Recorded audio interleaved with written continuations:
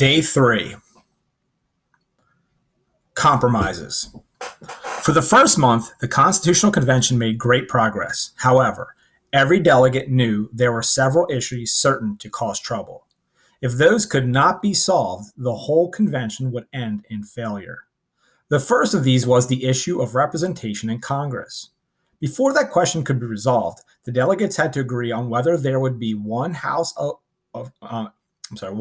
Congress or two. The Virginia plan called for 2 houses. The New Jersey plan, 1.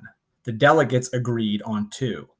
Then they disagreed about how many representatives, that is, how many votes, each state would have in both houses. Do you remember how the Articles of Confederation answered that question? The articles said 1 state, 1 vote. That is, each state had 1 vote no matter how big the state or how many people lived in it. Of course, the big states didn't like that.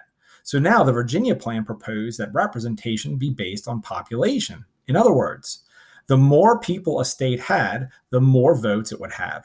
The New Jersey plan wanted to keep it to 1 vote per state.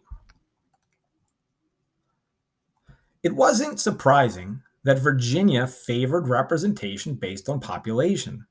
Virginia, after all, was the largest state. And it wasn't surprising that small states like Delaware and New Jersey wanted to keep 1 state, 1 vote rule.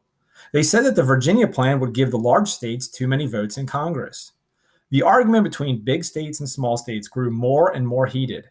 Each side said that its own proposal was the only fair one. Each side said it would never agree to the other side's proposal.